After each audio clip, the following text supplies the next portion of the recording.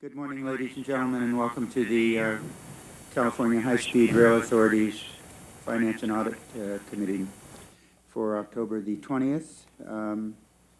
We have a full house, if the record will show that. Nancy Miller is on the telephone, and Directors Gilmetti and Camacho are here at the podium. With that, the meeting is called to order, and so, Mr. Secretary, do we have anybody who would like to address this committee? Thank you, Mr. Chairman. Good morning, all. Before we begin public comment for the California High-Speed Rail Finance and Audit Committee meeting, I would like to go over some important information. For members of the public who have joined us in person and wish to provide public comment, you will be called in the order we have received your card. Please slowly and clearly say and spell your first and last name, and if applicable, state the organization you represent. We are also allowing members of the public to provide comment remotely by telephone after in-person public comment. The operator has been instructed to provide these instructions over the telephone. We will start public comment in person with David Schwagel. David Schwagel. Good morning, Mr. Schwagel. Good morning. David Schwagel, D-A-V-I-D, Schwagel, S-C-H-W-E-G-E-L. It's spelled like Schwegel, rhymes with bagel, with Bagel Engineering Services. This testimony is dedicated to former board chairman Lenny Mendonça. And I really appreciate the way he was able to bring a lot of economic development expertise to the overall process. Cascadia, our friends up in the Northwest, even have this talking point about $355 billion in economic returns for a high-speed rail system connecting Portland, Oregon, Seattle, Bellevue, Washington, Vancouver, BC. And that talking point was so intriguing that Seth Moulton, over at the other end of the country, was very impressed with the economic returns of high-speed rail. So we want to keep the momentum going. Now, I'd like to throw out a challenge to the public. The challenge is this. Who can explain in 2 minutes how low-ball bidding gets superseded by creative change order composition? I unfortunately don't have an answer to that question that I could deliver in 2 minutes, but I was the change order manager for 11 weeks for CP23, and one of the things that came out of our committee was this change order manager's manual. And I also want to invite us to see what we can do as far as getting more professional engineers represented within the leadership ranks, because I prepared one of these for the Board of Registration as well. So I'll hand this off to Mo, remaining. and I, again, want to wish Lenny Mendonça well. I can certainly relate to going through anxiety and depression that's eaten up most of my year of 2022, but let's talk about change orders, making them efficient. Over the 2 minute time limit. Thank you, Mr. Schwagel. Do we have anybody for in-person public comment? Don, do we have anybody for remote public comment on the line? There is no one. There There's is no no comments in queue, sir. Thank you, Don. Mr. Chairman, we can move beyond public comment. Thank you. Thank you, Mr. Secretary. Members, we will now move on to the agenda items for today. Item number 1 is the approval of our September 15th committee minutes. Move approval. Director Camacho, second, please. Second. Vice Chair Miller, all in favor? Aye. Aye. Okay. We have Director Gilmetti abstaining, and all the others are ayes. Thank you. Item number 2 this morning, we're going to pass on by that. As usual, I have nothing to say. Item number 3, the audit reports by our Chief Auditor. Good morning, Paula. Good morning. I'm Paula Rivera, Auditor for the High-Speed Rail Authority, and I bring to you today 3 audit reports. Could you move, get closer to the microphone if you would, thank you. The first report that I bring is an audit that we've completed, a contract compliance audit of the rail delivery partner contract. It's the first 3 years of the contract that we've audited. We audited a total of 18 subs and the prime. We issued a report on the first 6 subs that we completed back in February of 2021. So this report today is the remaining 12 subs that we audited plus the prime, WSP. The total amount that we audited is $272 million. And we found overbillings of $861,000. At least, well, about half of which was resolved outside of the audit period, either by payments or credits or dispute resolution. So the remaining balance that we've identified as an overpayment is $498,901. Our audit objective was to determine if WSP and its subconsultants complied with the agreement provisions, the Code of Federal Regulations, Title 48, Chapter 1, Part 31, and Title 49, Part 19. For the most part, we found that the costs complied with the agreements. We found instances where indirect rates contained unallowable items. There were allocations that didn't conform to the federal regulations. But for the most part, we found that the costs could be supported. Is there any questions for Ms. Rivera? Okay. Okay, just a second. So with regard, I'm sorry, I might have missed the unresolved portion. What's going on the unresolved portion? WSP has identified that they will issue checks to the authority within 14 days of when the report was issued. Okay, of the unresolved portion. Correct. Okay. That's the 498. Yes, Mm-hmm. Okay, thank you. Will the remaining years be audited as well? They will. Okay. Well, I shouldn't say they will. It's our plan, but each year we bring an audit plan to the board for approval. So we will bring that audit to the board. Not this year, we're involved in an audit of one of the regional consultants. But we have 3 years after the final payment to be able to go back and audit each contract from the authority. Well, this goes through 18, so you'll take 19, 20, and 21? And Thank you. whatever rolls into 22. And is it a matter of just policy when contracts is completed in total? Is it automatically, whatever the unaudited portion may have been by an internal audit, is it audited after completion of the contract? Not always. All contracts are eligible for audit, but we look at the contract values, the duration of the contract, and we do a risk assessment, and we identify which contracts would be the riskiest, and those are the ones we audit. I see. But we take requests from the board and requests from management into account when doing our risk assessment. One of the things would be helpful is we wouldn't know which contracts have been fully or have been fulfilled, so we wouldn't know that that contract might be over. So that might be something that the committee ought to be made aware of going forward. Expiring contracts? Hmm? Expiring contracts? Yes. Okay. Thank you. Go ahead, Paula. Okay. The next audit report that I bring to you today is an audit we did on the authority's diversity, equity, and inclusion efforts. At the direction of CEO Kelly, a diversity task force was created. And so we took a look at the efforts and activities of that diversity task force. Our objectives were to determine if the authority has identified and established diversity, equity, and inclusion benchmarks, if they're communicating expectations of diversity, equity, and inclusion effectively, and if they've established and met key performance indicators.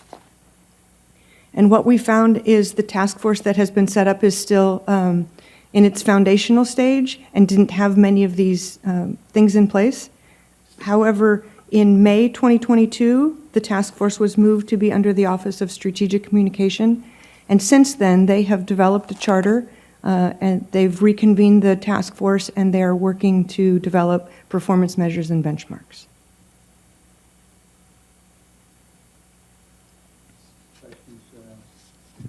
Questions on this presentation? Do you have a completion date? For the benchmarks and performance measures? Yeah. No, we don't. The charter was just completed, so we'll do a review in 90 days to look at the charter, see if it meets what the recommendation stated, and we'll also follow up on the benchmarks. And we'll be following up every 90 days until those benchmarks and performance measures are identified. What's wrong with having a completion date?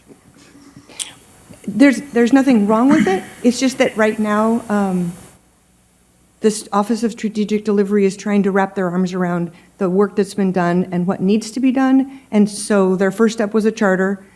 The charter's been approved, and their next step is developing the benchmarks. Sure. Melissa's here if you'd Yes, like her to Director, answer. our CEO, Kelly. Just to comment on the history of this a little bit. We established this office, or this task force, after we had conducted some training of all of our staff on diversity issues. And that training was mandatory, and we conducted that, I think in 2021 was when we did a couple of sessions. And then I asked for a review of things like our hiring processes, our contracting out processes, to make sure that we are expanding the net as widely as we can in California to ensure we're getting the best talent across the board, and that our contracting practices are providing opportunities for all businesses in California. And so that was the construct. Since the task force was originally created, they did a survey of the staff on some of these issues and where we are, how the staff sees the issue of diversity and inclusion as we go forward in our business practices. And then the idea is to continue to work through this, work with this task force, and bring to me a series of recommendations in these areas, again, in employment, in hiring, in contracting, and see what we're not doing that we can do better. It's also a conversation we're having ongoing with the agency, who is doing a lot of work in this area at all of the departments under the agency. So I don't have an end date on it yet, because I kind of want to see what comes in the way of recommendations, and then I think this might be a dynamic issue that we're going to be working with for some time. So I don't have a conclusion to the task force at this point. Director Gamani? Yeah, and I appreciate that, Brian, but I always, Jim, could you make so that they can get it on the record? yeah. I always think having some sort of a target date is important, so people get focused on completing the task. That's the only reason I bring it up. And it should be a realistic date. I'm not trying to force something, but I would like to see some sort of target date that we could shoot for.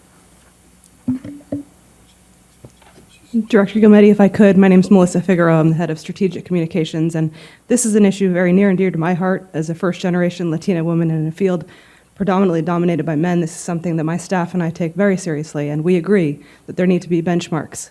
We are establishing a series of meetings that we'll be having probably every other month with this task force, which has a set of individuals who are voting members of the task force, as well as other folks from around the authority that want to volunteer their time to help offer input and guidance.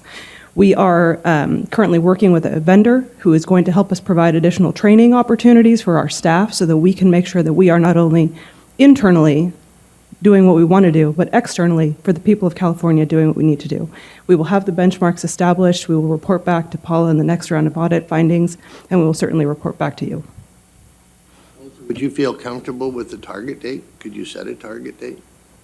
I think it's an evolving process, or if I could, this is something that is going to continue to change as the state of California changes. So I think a quarterly update on where we stand and if we've moved the bar and improved as an authority is a reasonable idea.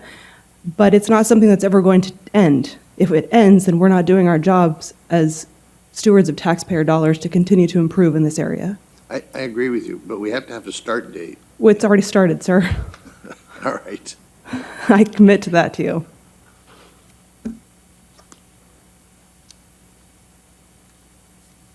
Any other questions? All right, Paula, let's go to the final one for today then. The third report that I bring to you today is a pre-award review that we did of the contract for Central Valley Stations. This is an audit activity that we do. When we have an agreement that's based on a request for qualifications for architectural and engineering services, in accordance with Title 40, U.S. Code Section 1104, and California Government Code Title 1, Chapter 10, Section 4528A1, fair and reasonable compensation is negotiated. The pre-award review is performed to assist in negotiations with the most qualified proposer. The scope of our review was limited to looking at the draft agreement and the cost proposal that was provided September 14th of 2022. For the purpose of accepting progress billings, the objectives of the review were to determine if the fiscal provisions are present in the draft agreement and the proposed costs are reasonable in compliance with the Code of Federal Regulations, Title 48, Chapter 1, Part 31, and the agreement. We evaluated 7 subs and the 2 primes that are part of the joint venture, and our evaluation covered 89% of the proposed costs. We found minor issues that were related to the presentation of the cost proposal, how the other direct costs were presented, how the people who were proposed were permitted, whether you have a range, an actual rate.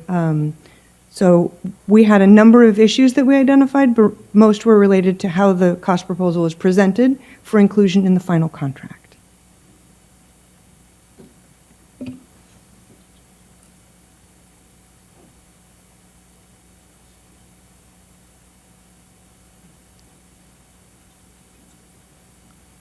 Yeah, Paula, Yes. I see these recommendations the contract manager should have. What are we doing to help the contract manager make sure that they've included these things ahead of time? Ahead of the proposal or before the contract is executed? Well, the contract isn't executed. This is a draft thing that Correct. You're reviewing. And in your recommendations, you go down and say the contract manager should have in all these cases. What can we do to help the contract manager cover these things in advance so that they are covered? We provide our findings and recommendations to the capital procurement section, and they take the cost proposal and they redline it with all of our recommendations. They give it back to us. We check to see that satisfies everything that we have identified. They provide it to, in this case, the joint venture. The joint venture looks at it, and it comes back as a final before the contract manager reviews it for inclusion in the final contract. So we're... In other words, your recommendations are implemented in the final contract. I get that part. I just want to make sure up front. I'd like you to be the Maytag repairman. There's nothing listed here because it's all included. So, what are we doing to help the contract manager make sure the next time around that they're covering all these things? We have, when there's a pre-bid conference, we have identified the elements that need to go in a cost proposal, the elements that will assist proposers in completing the cost proposal. We have worked with the small businesses to identify the types of systems they need in place to be able to submit an accurate cost proposal. So we've not reached out in advance for specific procurements other than the pre-bid conference, if they have one, but we're working with the small business community in their BAC meetings, Business Advisory Council meetings. Yeah, but is the contract manager being educated? Yes. Okay. Any other questions? Any other questions for Ms. Rivera? Thank you very much. Thank you, Paula. Ms. Figueroa, I think that what we're going to ask, I want to have the secretary agendize a presentation to the committee next month on the equity issue, and I know that you've got it, and I think it would just help so we get a better understanding. So if we could do that for next month, perfect. Okay, thank you. No, right here. Good morning, Mr. Ennis. Good morning, Mr. Chair and board members. I did want to start today with a bit of a recognition. I have a staff member here, John Carter. Could you stand up, John? So John has been the manager in charge of preparing these board agendas for the 3.5 years that I've been here. And I think you'll agree he's done a great job. They're always very complete. And he gathers all the information from across the department, works with managers, does some verification of the data. And John has been promoted. He's going to go work with Jamie Metalka in the risk and project management area. So I did want to thank John publicly and wish him well in his new job. And we're sorry to see him go, but happy he's going to stay at the authority. All right, thank you, John. So that's going to double the amount of work that you've got to do now. Thank you, Mr. CFO. Well, I'll start into our monthly executive summary. If we could go to the next slide. And I think I have the clicker, excuse me. There we go. Starting with our accounts payable and aging disputes report, not a lot has changed there. Again, no late payments. We're happy to say we're now at 67 months without a late payment, and our level of disputes was about the same month over month. Most of those, again, being with Dragado's Flatiron. The cash management report at the bottom of the page indicates we have through 3 different fund sources, a little bit under $2 billion of cash balance. Currently, that's about 89 million below the last month. The changes to produce that change is we have received about 28 million of Prop 1A commercial paper bond funds that help support our book-in project reimbursements and also our state staff. And we did not receive any cap and trade into the account during the month of August. We still have about 161 million of the August cap and trade proceeds that will be transferred in, but that will show up in our cash balance in a future month. And so with our invoice payments, again, we're down a net of about $89 million. And we expect, by the way, to have access to our new Prop 1A bond funds for Central Valley construction in January at this point. We're still going through the review period of the Director of Finance on the funding plan after the board approved that a couple months ago. Next slide, please. So our administrative budget, not a lot to report there either. We spent about $5 million on administration in the month of August, which is up about 500,000 year over year, and that really reflects how the authority has been filling vacancies over this time period. And so that's expected to increase and continue to increase as we fill our remaining vacant positions, which are about 100 positions currently. Next slide. Our capital outlay budget for the month of August, our capital expenditures were just shy of $70 million. That's up a couple million from the prior month. In the middle of the page, there's a third bullet that lists the specific amounts for each of the design build packages, with CP1 in this case being 12.4 million, 2.3 being 19 million, and CP4 being about 12 million. We also paid in the month a bookend project reimbursement, this one for Caltrain, about $7.3 million. So those two categories, along with right-of-way, project management, and other expenses that are listed on the bottom chart, make up the $70 million of monthly expenditures. Brian, regarding that, the part that catches my eye more than is on monthly expenditures and the year-to-date expenditures and the percentage of budget expended, but primarily the first two, is the year-over-year change, which is what concerns me. Yeah, I see that what you're pointing out there. Last year in August, it was 77 million versus the 70 million today. And then 190 versus 137. Right, right. Yeah, we have noted, Daniel, I may steal a little Daniel's thunder. I know we hit a new record for workers in the field last month, so I think that's a bit of a leading indicator that we should see some of the invoices come in higher as well in the coming months. Do you have anything to add to that, Dan, just with regards to the static nature of what our expenditures are year over year? In fact, less for this reporting period than a year ago, this reporting period.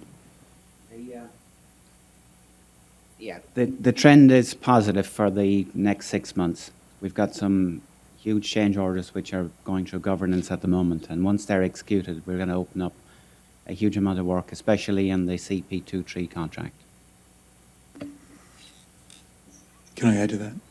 Yes, please, go ahead. I think one of the other issues that you've seen, and we've talked about this before, is early on CP1, a lot of the, quote, easier structures were completed. And so that work was done, and that had a lot of activity and invoicing done over the course of the last year, especially through the downtown Fresno area. We are working through the utility relocation issues, and so we're not in full swing of construction there until that work is done. And as you know, we have about 2/3 of that stuff either started or completed under that, but we have to work through that before we're in full swing of construction through the downtown Fresno area of CP1. And that's where I think you'll see things pick up once we're into that full construction swing. That's going to be toward the end of '23 on that one. In CP23, as Daniel indicated, there are those large commercial issues that we have settled 3 out of 4 on. And so we're seeing work pick up on places like Hanford Viaduct. We will see work pick up at Deer Creek and other places. So with some of those things done, we expect the work to pick up on 2, 3. And of course, as you know, CP4 is actually coming to a completion. CP4 will be done in the early part of '23. And so that's been at a peak before, now starting to come down. There will be some activity on 4 because they're getting to the finality of that work. But overall, compared to its peak, it's now coming down a little bit toward the end of that workflow. But I do expect this to pick up as we get the utility relocations behind us. Okay. All right, thank you. Any other questions? All right, go ahead, Brian. All right. I believe we can go to the next slide. Total project expenditures here. We are nearing, looks like maybe next month, we might be right at about 10 billion of project investment since 2006. Again, over 75% of that in the construction area. The bottom of the page here, we list our federal grants, which we're very active right now, of course, in all aspects of federal grants. At the last row here, we reflect our recent award of the RAISE grant of $25 million for the Merced extension. And as we look at the state match on the right of that chart, that reflects, of course, our ARA grant has been both fully expended from the grant side, but also fully matched. And these other grants are really pending expenditure. But I think the first one that we'll start seeing spending is the RAISE grant for the Merced extension, because that contract was recently awarded. We do have to get some additional paperwork done with the federal government before we can receive a reimbursement check. But we do hope to do that in the coming few months, so that we'll start to see some of those dollars flow in early next year.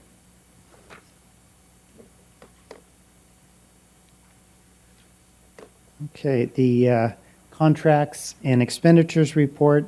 Month over month, this reflects a small decrease in value of total contracts. I think the main reason for the decrease is we had a provisional sum release from CP4 that we reported at the last board meeting, so about 31 million that was set aside for that CP4 contract for utility work was determined not to be needed.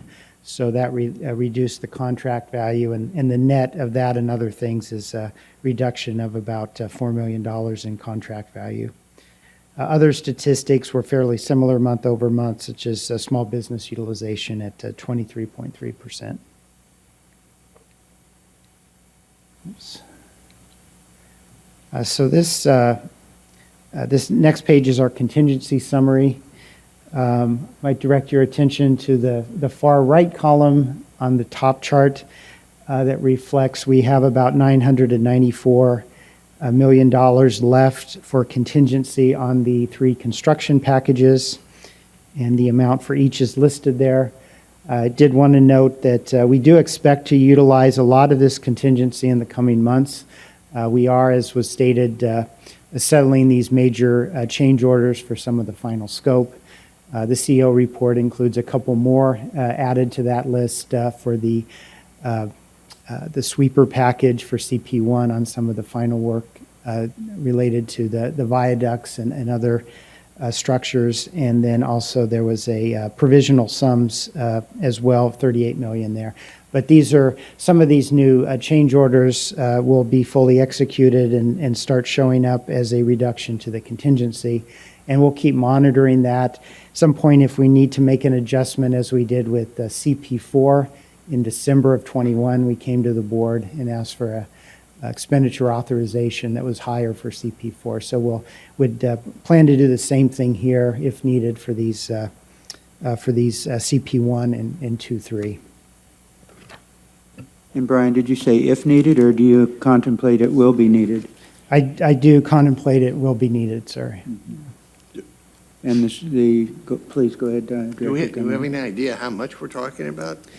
Well, that's what we're working on now. I mean, we're part of the input is the final negotiated amounts for these change orders that are coming in now, and then the other things that we're looking at for cost to update as part of the PER process is the schedule and how the schedule impacts costs. So that'll be one of the considerations on cost estimates, as well as any other scope or work that remains. Brian, part of my frustration is these numbers keep changing. You know, once you have the contingency in there, I know we've used some of it, et cetera, but my hope was that we had enough in there that we're going to cover everything, and we keep changing these numbers again. That's terribly frustrating to me. So I don't know when this thing's going to come to an end, but we got to come to an end on this stuff. Yeah, and I think the CP4 example hopefully is a good illustration that with that one we've been relatively stable.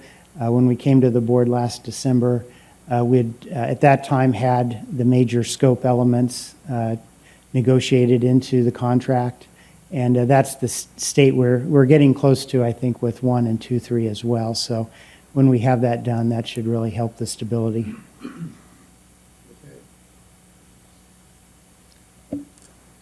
Any other questions? Okay, go ahead.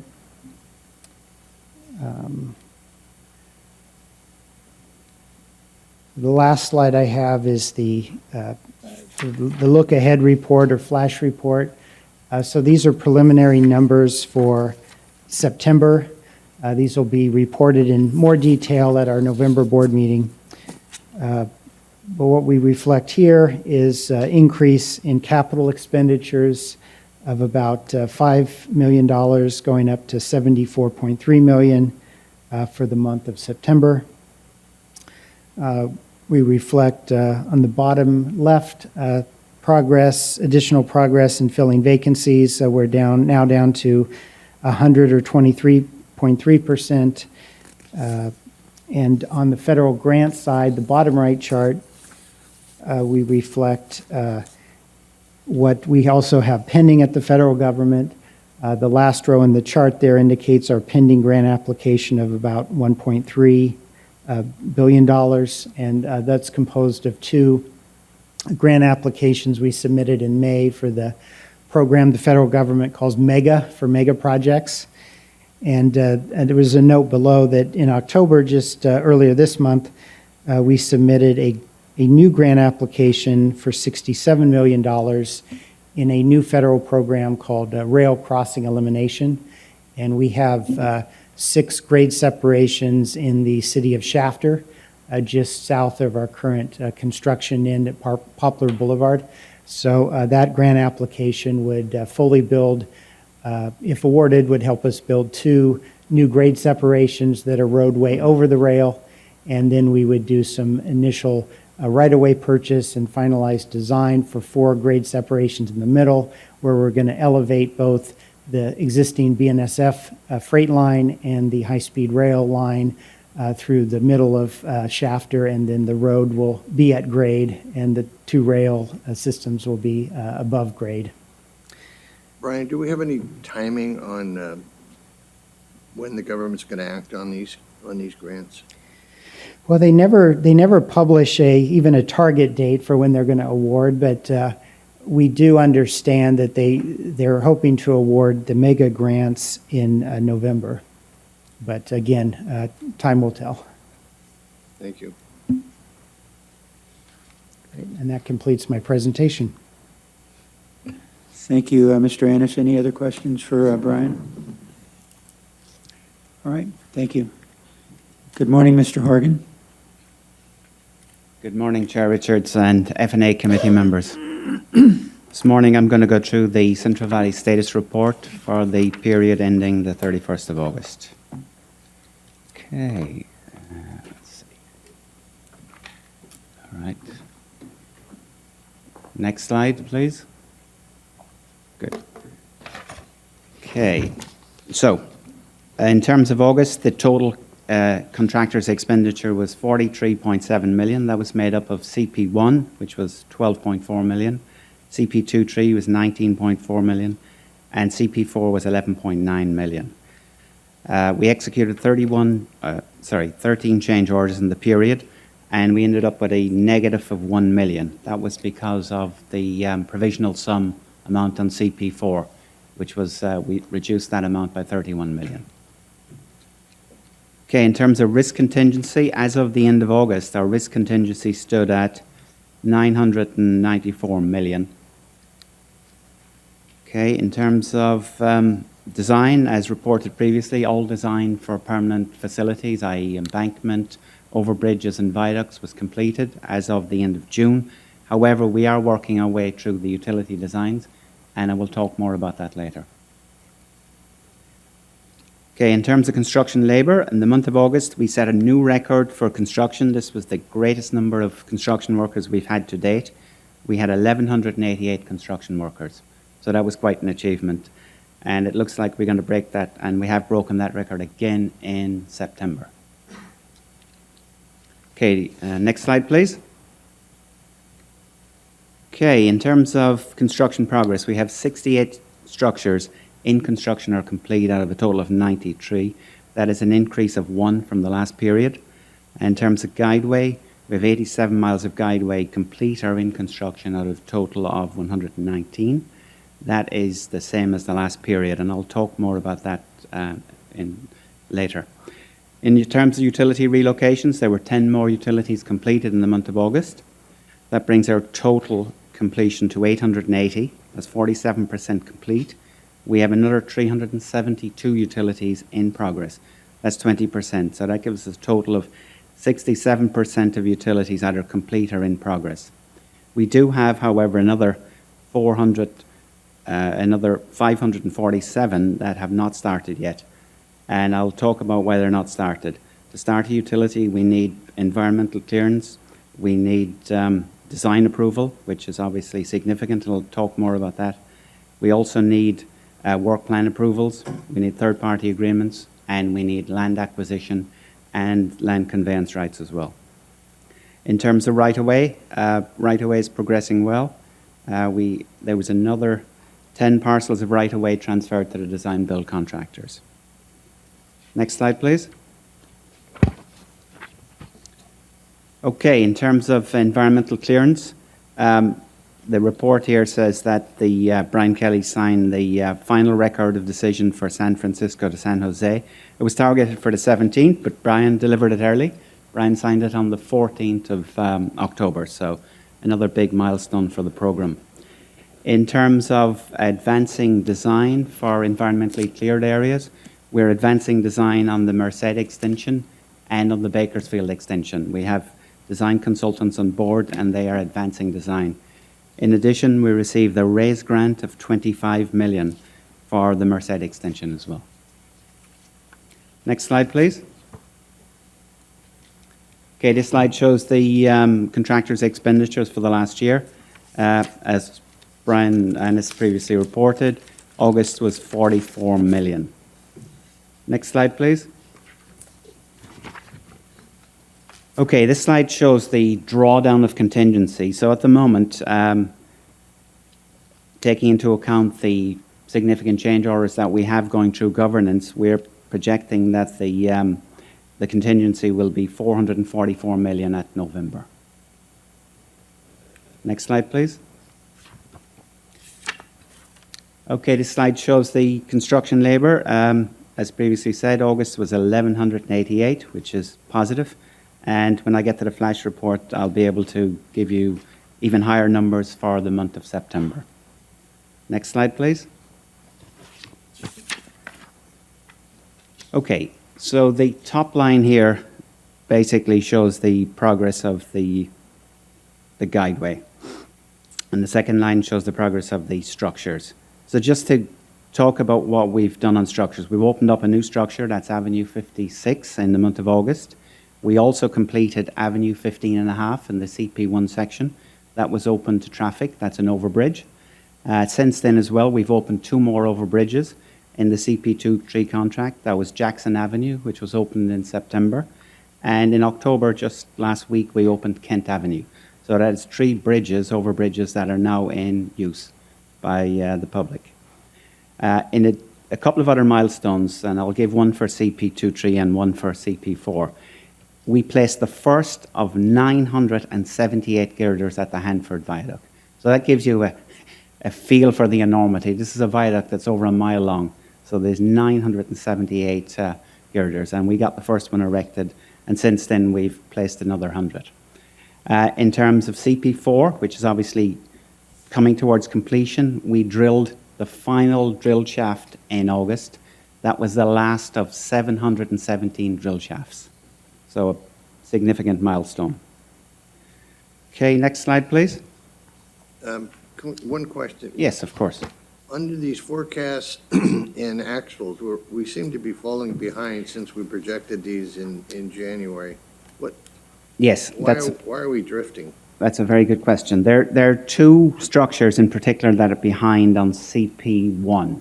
One is the Central Avenue, and we're waiting for finalization of agreement between Malaga and PG&E. And that agreement is, we are hyper-focused on it. We've got our third-party executive, Dennis Kem. We're working diligently on that, but we're not going to get it in time for before the moratorium, the railroad moratorium, so that's going to push the start of construction out to January. These are those third-party agreements? Yes. And we have another third-party agreement at Avenue 17. That is between the county and another party, and that is again Madera County, so we're working diligently on that, but again, that is taking longer than we would like to resolve. Who's on point for this? Who's on point for these third Dennis parties? Kim is on point, and we're also involving the whole of authority. Brian Kelly is involved, and Alicia Fowler as well. Just to put some perspective on the third-party issue, we identified some time ago, we developed a task force to focus on all the third-party issues that are particularly problematic on CP1. This is AT&T, PG&E, Fresno Irrigation District, a few others. We identified on the order of 60 disputes that we needed to focus on. That number has now moved up to 66, and we have resolved 54 of them through the task force group that we established. That there's 12 that are outstanding that we are working on. Those 12 have been difficult and taken some time, so they've elevated up to me in some instances, where Dennis Kim and I are now in direct negotiation with AT&T's executive team in one matter, and PG&E's on 2 other matters. And so we're working to move these things through. The 2 structures that Daniel indicated, we are hoping to get going before the freight moratorium took place, but because the third-party issue went on a little bit long, they won't begin until the beginning of '23. And so that's just part of the the process, but I got to say, I think Dennis Kim and the team have advanced well on the third-party issue compared to where it was. And again, we have this elevation process where for the ones that are particularly difficult issues, we work through them at the executive level, and some of them require counsel to work through agreements, and that's what we're doing. No, it's okay. Okay, next slide, please. Okay, this slide shows the utility relocations. In the month of August, we relocated 10 more utilities.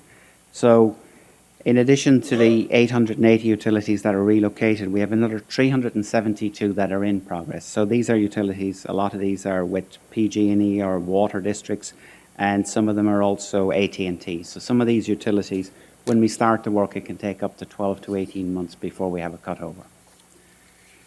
In terms of design progress for utilities, which is obviously significant, CP1 design progress is a total of 87% complete for utilities.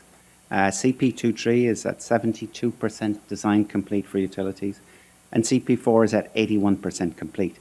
The reason that CP4 is only 81% complete is that we're working our way through with one of the big water districts in CP4, and all of those issues are about to be approved in the next week or two. So that will more or less close out all the utility design approvals for CP4. Next slide, please. Okay, this slide shows the delivery of right-of-way, which is quite a success. Dennis Kim has set a target of having 95% of all right-of-way delivered by the end of the year, and we are tracking for that target. I will point out that in the month of August, we added 19 parcels of land. This was due to the refinement of utility designs and the completion of utility designs. However, we did remove 5 parcels due to efficiency of utility designs as well. So that was a net increase of 12 right-of-way parcels. Fortunately, 7 of those were in our excess land, but we do need to have 5 new land acquisitions as a result of finalizing utility designs. And whilst we are trying to minimize all additional right-of-way acquisitions, until we've got all the utility designs, we cannot say for certain that we won't have any additional right-of-way acquisitions. Danny, are all these active? I mean, are appraisals been issued, et cetera, for all of these? Yes. So they're all active? All active. Thank you. Just one more comment on the right-of-way issue. We established, under Dennis Kim's leadership in the Real Property Division, goals for 2022. 90% we wanted to complete it in July, 95% by the end of the year. We did exceed the goal for July, and we are tracking at the 95%. Right now, we're at about 93% complete. It doesn't say this on this form, but I'm going to jump ahead a little bit. 10 parcels were done in August. I think we have 16, tracking for 16 in September. And we'll want to be at roughly 15 a month to hit the 95% by December. And so that's where we are. Okay. Great. Next slide, please. I have a question. Can you hear me, Tom? Yes, go ahead, Nancy. Are you finding the same level of commitment in terms of raising issues to higher executive levels on our third-party, I'll call them partners? I mean, are they as dedicated as we are to solving these issues in a timely manner?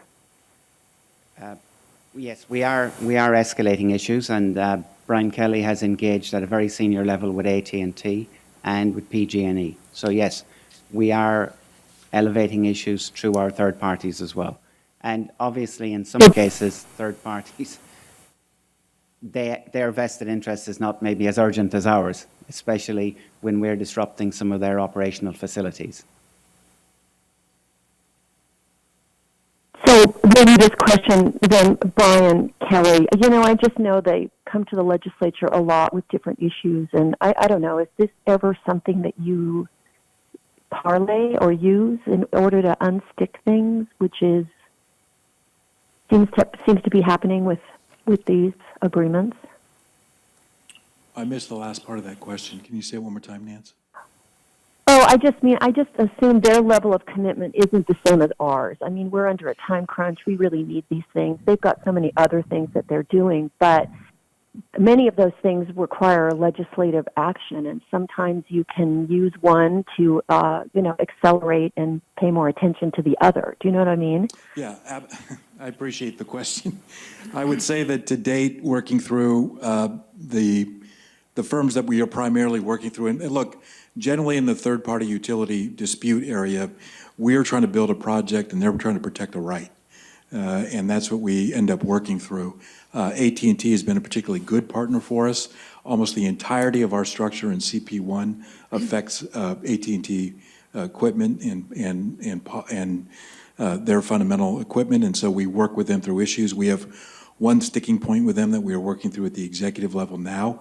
They are engaged in this, and I'm optimistic we'll work through it. And PG&E is another big utility that we have some disputes with as we go through this. We have to move large parts of their equipment, including transmission facilities, which is no joke. That kind of thing is really important to them, and you don't want to be disrupting their service, and so we have to be careful. But look, to date, they've been engaged. I don't think anybody wants to see the project delayed. They certainly don't want to be causing unnecessary delay. And so we just engage with them and work through the matter. And sometimes it's agonizingly slow, but I will say that I think since we established the third-party task force, we put Dennis Kim in charge of it more recently. We've had a very good and strong focus on the issues.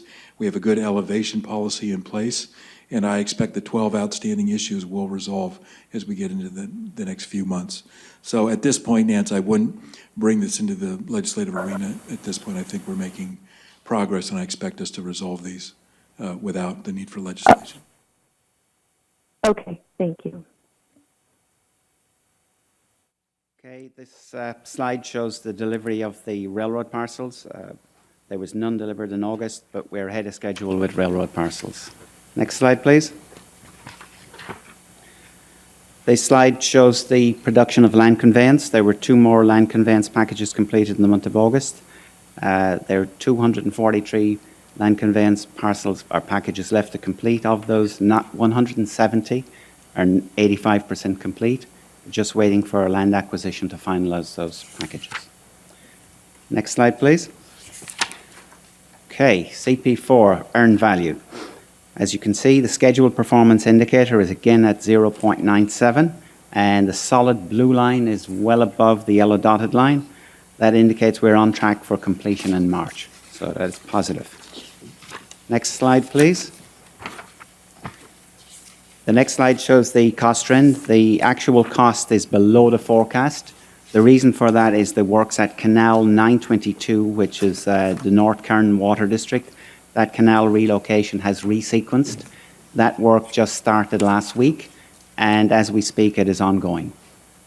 So we're going to get back on track there. Next slide, please. Okay, these are the preliminary figures for the month of September. So we've achieved another record in September. We had 1,293 construction workers on site. This is an all-time record.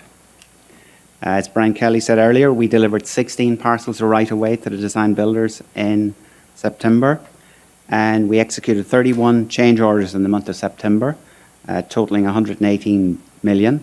The biggest of those was the SR99, or what we call the missing 2.5 miles in CP1, which was 102.5 million. In terms of utility relocations, in September we relocated 15 utilities. That concludes my report. Thank you. Thank you, Mr. Horgan. Any questions for Daniel? All right, thank you. Thank you. Any committee members have any other questions or comments for today's meeting? Hearing none, ladies and gentlemen, that concludes the agenda for today. Excuse me. Please join us at 10 o'clock this morning for the Board of Directors meeting. Until then, this committee is adjourned. Thank you.